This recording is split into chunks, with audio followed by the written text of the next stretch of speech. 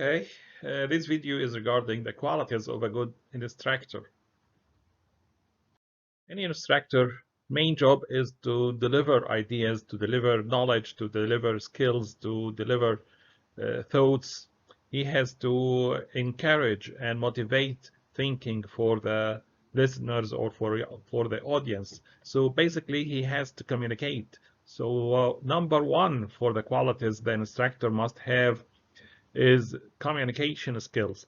So this is his role actually, is to communicate with others, whether he is asking them to speak, asking them to discuss, asking them to listen, asking them to do a workshop under his supervision. Whatever he is doing in this specific task, he has to communicate with the audience, even if he is working online, he is remote, controlling the discussion and controlling the course he is delivering. So number one is strong communication is number one skill needed by the instructor. In order to communicate, he has to speak and he has to listen. So whenever we are talking about communication, he is not considering the delivery of a lecture and giving them some instructions, but he is trying to listen to them. Why he has to listen them? Because he has to get feedback from the audience. The audience will make him feel that they are following him or not following him, how they are thinking, how they think about the message he sent, how they are thinking about the next step, how they are thinking about their objectives, how they are thinking about their expectations. So listening is very important task within the communication level as well. The instructor must focus on collaboration. Now, teaching and learning is one process. We cannot divide teaching from learning. That's just one process. So the instructor he has to teach and the audience has to learn. That's in the same second, in the same moment. So that's why we have to communicate. Whatever the method of the delivery, if we are talking about a workshop, we are talking about exercise, we are talking about kind of prototype project, all of these must be implemented through a collaborative environment. That's why the instructor must explain that from the very beginning. Whatever he is doing, just one lecture or a course of 10 or 20 courses, of 10 or 20 lectures, lessons, he has to make sure that all the audience understand that we have to collaborate with each other in order to get the success out of this course. The instructor must be adaptable because we are changing everything. Everything is changing in life. The technology is changing, the subjects are changing, and the audience itself is changing as well. The skills of the audience is changeable. The knowledge of the audience is changeable. The capacities of the audience is changeable. So that's why the instructor must be adaptable to the knowledge, to the technology, and to the audience number one. Maybe if we are talking about technology and the knowledge, he has previous experience with that before starting the lecture or the course. But during the course, he might get confused by different expectations of the audience knowledge or the audience skills or the audience capacities with using some tools. That's why he must be very adaptable and get fast response to the audience requirements.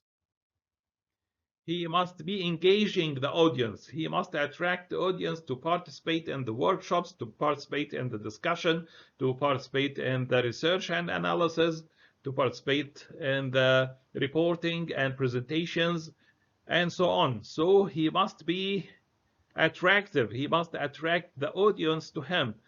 And this depends on his charisma, depends on his personality, depends on his communication skills. So he must be kind of icebreaker from the very beginning in order to attract the audience. He must show empathy as well. Empathy in this regard means we have to consider the audience with special needs. Not all the audience have the same skills and the same knowledge. Some of them have kind of high knowledge and low skills. Some of them have low knowledge and high skills. Some of them have high knowledge and skills. Some of them have low knowledge and low skills. Not all the audience are the same, and not all the groups are the same capacities. That's why the instructor has to consider that whenever he is delivering a session or delivering a course, even from differ from course to course and differ from person to another person. So empathy is very important. We are not just doing kind of a blackboard lecture and that's it. We are delivering skills and knowledge to different people in the same place or in different places. He must be patient. The instructor must be patient in order to achieve his target by the end of the lecture or by the end of the course based on the pace of the audience with his pace. So we have combination between the pace of the instructor and the pace of the audience. By the end, we have to reach our target. And it needs patience because he will have kind of some obstacles because of the audience are not at the same level of capacities as we mentioned before.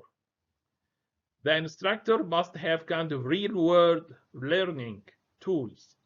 So, for example, in engineering, it is very simple to bring out kind of examples for what's happening in real life. And that could be by using kind of hands-on training in the session or in the lecture. This hands-on training helps a lot to understand the subject and understand the applications of the subjects to be discussed in the lecture or in the course. The instructor must share best practices as well. In some cases, we cannot bring in the class all the best practices, but we have to consider them in the lecture, and then the students might search about them over the internet or search about that in some literature review and so on. Finally, the instructor must be a lifelong learner. As we mentioned at the very beginning, we have kind of changeable technology, changeable knowledge, changeable skills. That's why the instructor must be always from his very young age up to his very old age in continuing life education process. If he stopped at a specific stage from his life to learn, younger people will pass him and will be most improved or better improved than him, and he will lose his market and he will lose his capacity to be a good instructor. That's simply the 10 qualities that we mentioned. Strong communication, listen well, focus on collaboration, adaptable, engaging, show empathy, have patience, value real-world learning, share best practices, lifelong learners. That's it, and thank you. See you in another video.